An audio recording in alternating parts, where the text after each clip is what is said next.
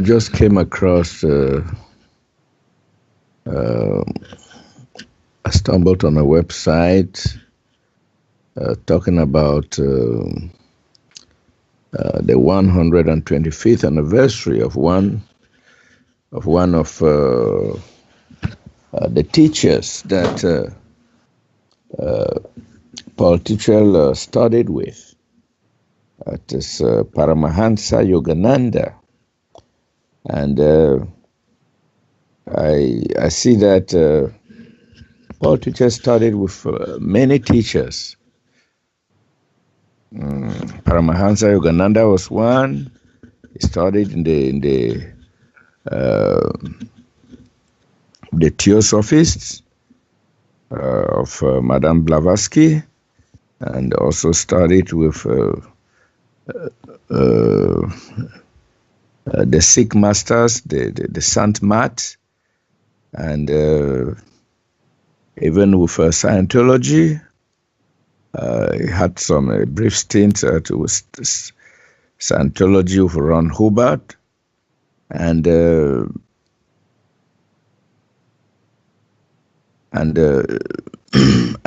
some others which whom may not know.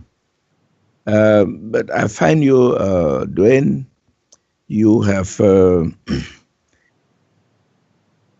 not studied under any other person. You just come into your own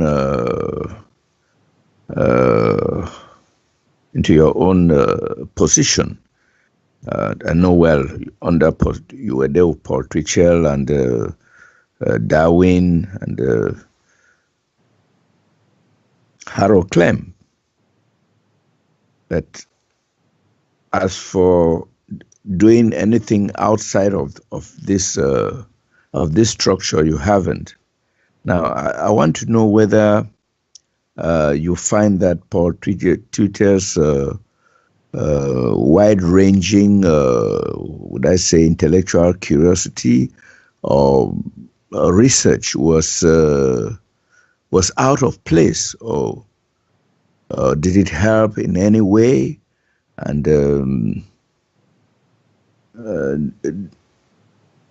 if it did you find any need to, or did you not find any need to know what other systems are doing, or nothing to learn from them or anything like that? I don't know. Well, I'm glad you brought this up. This is kind of fun, Charles. Okay. It is. It's good. And people should know, and saves me from writing everything. So it's easier to talk it. So, yeah, thank you so much. Well, let's start off first with Paul and, the history that he had. He didn't always express it. Some of it he did. Then others discovered it as others researched his life, etc. There are always those that will. They want to see what's going on, and it's understandable. And so, again, Paul and I and Rivazar had prepared to come into this life to do this. And there were many other possibilities, but that was the basic idea, because you're seeing it right now. That's why it's here. And Paul was to be first.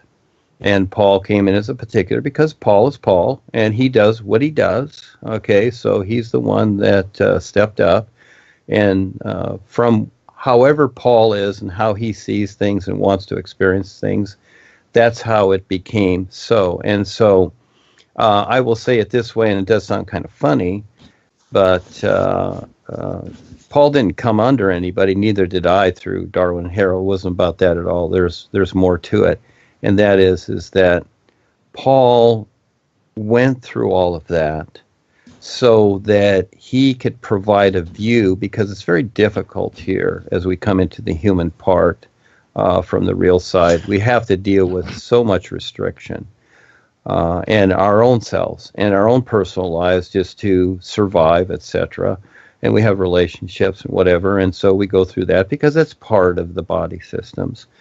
But overall, what Paul went through with the different so-called masters and teachers and all these things, okay, the basic idea is he was to become familiar with these ideas that had been created and to eventually create something that is direct with the true reality, as opposed to these ideas that don't work, okay, that do sound good, but they're basically physical astral. So that's the basic idea. And I also went through the same process here. And many people see this as a criticism. It's not. And so I decided at the time, while Paul was still here, to come into this, because it took me a lot to prepare for this. And actually, Paul stayed longer. He was to leave after 5 years. He had already told that. But he actually stayed longer because I let him know, it says, I'm not quite ready yet. You know, this is a lot. And it's a bit of a struggle here. So he stayed a little bit longer, but then it was done. Left in September of 1971. And then certain things happened. On the outer, it looked a particular way, but deals were made and whatever. And it's all fine. Again, everything's fine. Really. It sincerely is. And I was still with the corporation. In my own way, I supported Darwin. In my own way, I supported Harold. It was fine. Rebazar said, just go along with it. You know, things will come out. And so, and at the time, like in book 9, Darwin was to announce me also. Okay, that was the idea. He was to be the witness. He was to be the so-called, he could play the role as the master. Okay, that was the idea. But he decided to take Paul's title, the so-called Mahanta, the Living Act Master title. He decided that. You know, the boys, they don't care. They work with it. And he decided to kind of push me aside, but kind of baby me a little bit at the same time. And I was to learn certain things from him, etc. Again, everybody learns from everybody, but it didn't happen. And that's okay, too. Rebazar just said, just let it be. Doesn't matter, because there's a bigger picture. So one way or the other, it didn't matter. So Darwin went on to become, at some point he said, I'm Living Act Master, I'm the Mahanta, etc., all this. Took Paul's title on, wear the little blue suit and all this stuff. And just like Harold did the same thing, okay? Because again, you're creating an appearance to the world is what it is. And, what Darwin did eventually showed up. And so eventually, he had done his part, good, bad, or indifferent, whatever. And so never had the rod of power because it didn't recognize the isness. But the idea was there. That's it. But, this was a play to the world is what all this was. It's amazing how the boys do this, and life itself is a play to this world. And the same thing with Harold is a play to the world. And Harold's thinking in his own mind this or that. Well, that's fine. They don't care. They're already doing other things. The boys are already doing other things. They see the whole network of things. And myself, I was basically raised with Rebazar and the boys and coming into this. And again, I went through the same process to where, as I've gone through this, it becomes a reference, you might say, of what not to do. You see, we need that reference too. And this is where we go through many lifetimes of what we do, struggling and relationships and creating things and attachments, loves, hates, being killed, killing others, etc. It's all okay. Like the lion chases the deer and eats it. It's part of it. It's part of the choice. We figure it out. And eventually we come into this, and then all of a sudden we recognize what doesn't work. You see, it ain't working. And all these sound good issues and these paths and these ideas and the Palladians and all these things, etc. Yeah, we collect the knowledge of what's going on, but are they really working? Is what David Icke is saying about the reptilians something? Or is he scaring people and does he have the real cure? No, he doesn't. It's all one-dimensional. And if anything, he's getting more people tap-lined, etc. Because he doesn't know how to figure it out, even though he thinks he does, but he's selling tickets. And so this is the world. So we go through the experiences of first to figure out what doesn't make sense, what is not real, what the all is. And then eventually when we're ready and we have the courage to step up and do something into it and start to see it, that, we go for it. And eventually we have a comparison. You need that comparison because that's part of your wake up to recognize the is. So all those things written or said or whatever about Paul, plagiarism, that he copied this, the bottom line with Paul was he just wanted to get it out there so people had the information so that they could at least start something. And basically almost all of them, you might say, failed. No one fails, but in the sense that they more so agree to their personal life. You see, many times when people get involved in these spiritual things or political or religious or whatever it is, especially the spiritual stuff, it's not a way of life for them. It's just, especially in, let's say the American idea where you're a membership and, your personal life comes first. And it's like you can say, well, I'm an atheist or I'm a Christian or whatever. But that's really secondary to your personal life because you're out there still doing your job and cutting deals with people. That's more important, making a lot of money, making a big show of it, just like the TV evangelists do. They talk about their God, but yet they're siphoning millions of dollars from people and then buying houses that are bigger than the White House. Okay, how much room do you need and how far do you want to walk to the bathroom is the idea, okay? And so, whatever. And that's all fine too. But what we've come through is these are references, and then I simply provide the references, and many people think they're criticisms or they're attacks, which they're not. I'm not attacking the chemtrail pilots just because I tell the world that they're poisoning us. I'm not attacking Harry and Joni because Joni took over the corporation and she's reptilian and she's taplining everybody and keeping them to the lower astral. That's not a criticism. She's actually doing it. That's the real side of it. And just like what Hillary's doing with Pizzagate and all these other things, it's all just very real. And so we see the marketing ploy of the world. And it's like, okay, if that's what you want, go for it. You have the right. Have fun. And you do. I'm fine with everything, but in the meantime, I'm focused on what I do. So these are really created references for others to have a comparison because at the time, Paul used the God idea because he was babying people along. He was actually referring to the is, not the God, but he used that to baby people along as a pacifier. And then I was shown, because I paid attention in 2001, to tell about the is, which was referred to in the books. And this is what started to throw people off, okay? And so even though it's referred to and hinted at, and especially as I bring out this all-isness in '07, it really amped itself. I saw the next wave come that I took as the new wave is. Saw this on the real side, and now here we are right in the middle of it. It's more so than the rod of power ever was. That's just like a little light. Now the thing is that the new wave is awesome compared to that and supersedes it all the way, but you have to see it on the real side. And so this has been quite a journey to create all these references, and that's the best part that I like. I haven't created sacred works or doctrine, okay?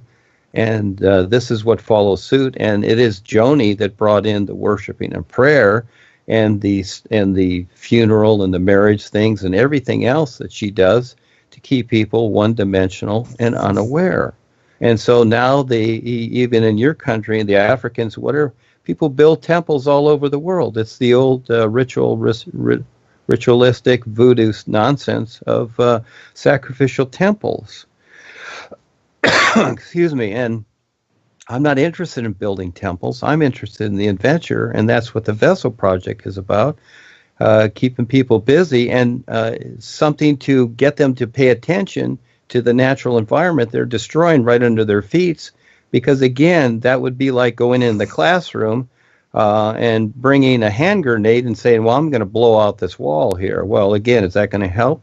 But this is what people are doing. They're destroying the classroom that they're in to better and more so become aware.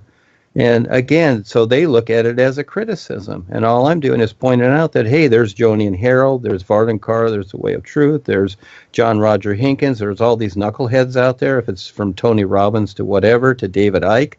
These people are, just ploying people into a deception and don't take my word for it. Look to the real side.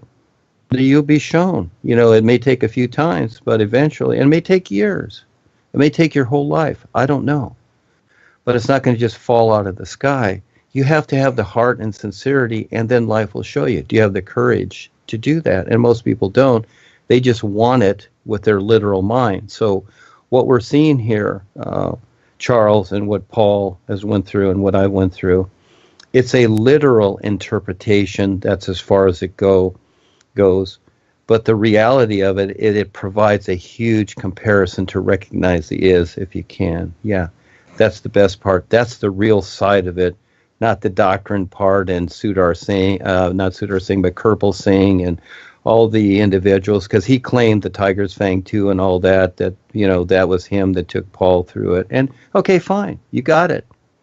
The end result is life sees everything. You see, it's not about us. Life is what it is, and that's how I see it. And that is that, hey, it's not about me and what I decide here. I'm just doing the best I can. Like I said, it's not a doctrine. It's not sacred writings. At what point does ink on paper become sacred? That's a little bit silly, isn't it? And so you hold the so-called holy book. Is this, okay, who printed that anyhow? Was it Acme manufacturing that created that book, and now it's sacred? Okay, you can play that game for as long as you want, but the end result is you're only fooling yourself because you're self-absorbed with what? So there is a better, bigger picture, and little by little, through the real side experiences, through the writing, through the new you, and through your insight, intuition, and eventually you recognize and perceive the real universes. That's where it really comes from. But that's a real risk-taker position. So again, that was the fun time, you might say, Charles. And so now it's become a controversy, which is so cool. I'm up for it. And that is, and I've written about it many times because Paul was especially accused of being a plagiarist and this or that. Well, anyone can see Paul on the real side, and they can see what he's really doing. So he went through his course too with this, did the best he can with a world that's more interested in deception and distortion and pollution and poison, and brought something out for that time. But it's all done now, and even what he wrote is restriction because it was for that time. And now what is being presented now shows the individual how to get beyond all the restriction. But that was a step. And as I said many times, just like when we were young, we wore diapers. We needed those diapers at that time. Now we don't need them. We don't need that restriction. So this is the best of all right now. And yes, those are excellent references. But if you take it with your literal mind, you're just going to confuse yourself because everything in creation is a reference to the true reality. That's really what it is, no matter how it's presented, no matter how it's wrapped and looks good, bad, or indifferent.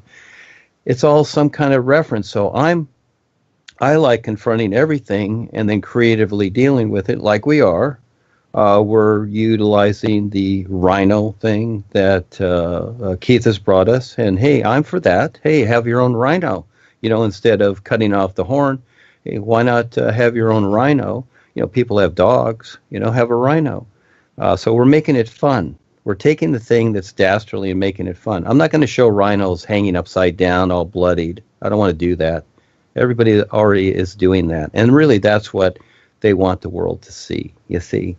And again, the world controllers, they use this image to create fear with others. It's like, oh, look at this stuff. It's really bad. So they use all these dastardly images. And this is what people focus on. Oh, yeah. They really do. Well, I don't want to do that. I use images that are fun and real. And yeah, it's time to ride the rhinos. And the autism thing. Autism isn't bad. Autism is whatever it is. So again, if someone shot off your leg, okay, you get another leg. You still walk around or you don't.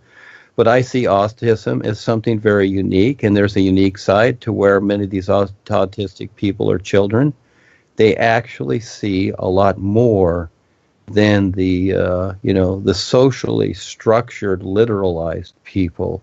And that's the great side to it. So I go to that side of it instead of the sympathetic downside of it, to where, what does that go to, where the individual's just medicated, dumbed down, and felt sorry for?